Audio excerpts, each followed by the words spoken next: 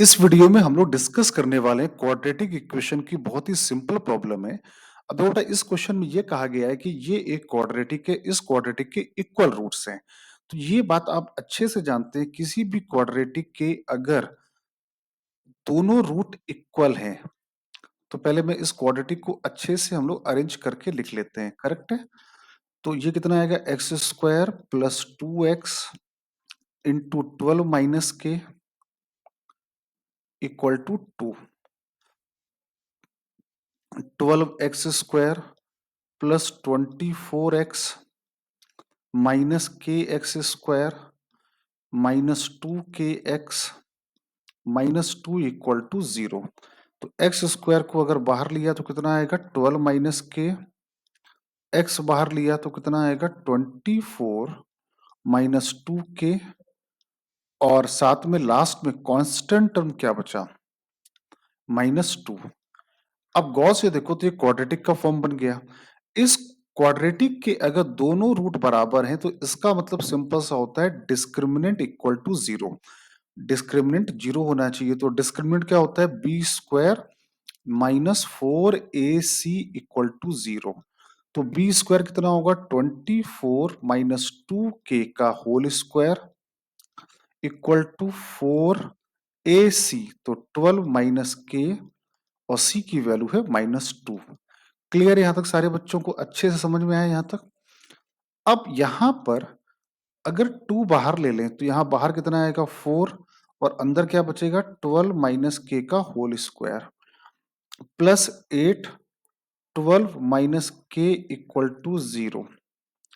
अब 12 - k यहां पर बाहर कॉमन ले लिया तो अंदर क्या बचेगा, 48 माइनस 4k प्लस 8।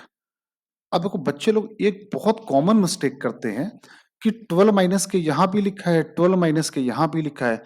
तो 12 - के को 12 - के से कैंसिल कर देते हैं। और कभी भी कैंसिल मत किया करो, भले वो बाद में काम के ना बचे, लेकिन आपको इनिशियल लेवल पे उसको कैंसिल आउट नहीं करना है। तो ये कितना बचा, 12 - के और ये आया 4k माइनस 56।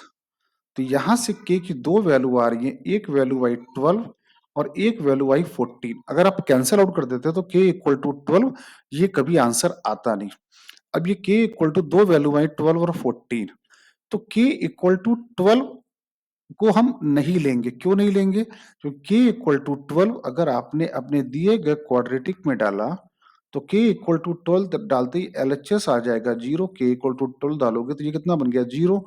और इक्वल टू में 2 लिखा है तो k इक्वल टू 12 कभी लेंगे नहीं। तो अब k इक्वल टू 14 कंसीडर करेंगे। तो जो आपका ये पॉइंट P है, ये पॉइंट P क्या बन जाएगा, ये क्या दिया क्वेश्चन में, k कॉमा k/2। मतलब अब ये पॉइंट क्या बन गया, 14,7। अब 14,7 से इस लाइन की डिस्टेंस निकालनी है। अब आपको ये फॉर्मूला अच्छे से पढ़ाया गया होगा, आपको याद भी होगा। और अगर नहीं याद है तो मैं यहाँ पे वो वाला फॉर्मूला यहाँ पर लिख रहा हूं। दिए गए पॉइंट P से x1 y1 से दिए गए line ax plus B Y plus C equal to 0 की जो डिस्टेंस फॉर्मूला होता है, ये पी क्यू, ये क्या आता है, दिए गए पॉइंट को दिए गए लाइन पे सेटिस्फाई कर दीजिए। तो क्या आ गया, ax1 plus B Y one plus C divided by under root x का कोफिशिएंट a का स्क्वायर, y का कोफिशिएंट b का स्क्वायर, इसकी मॉडुलस वैल्यू होती है, करेक्ट है। तो हमारे जो दिए गए सवाल में हमारा पॉइंट P क्या बन गया, 14,7। इससे दिए गए लाइन क्या है, 3x plus 4y plus 5 equal to 0। इसकी डिस्टेंस निकालनी है। तो ये डिस्टेंस निकालने के लिए इन पॉइंट को इस लाइन पे सेटिस्फाई करा तो कितना आया, 42। ये कितना आया, 28 प्लस 5 अपॉन अंडर रूट 3 का स्क्वायर 9 और 4 का स्क्वायर 16। तो ये आ गया 75/5। तो आंसर इज 15। आई होप सबको समझ में आया होगा ये क्वेश्चन पेपर में आपको जरूर लगाना है। इसकी प्रैक्टिस कर लीजिए, आपको करके आना है पेपर में।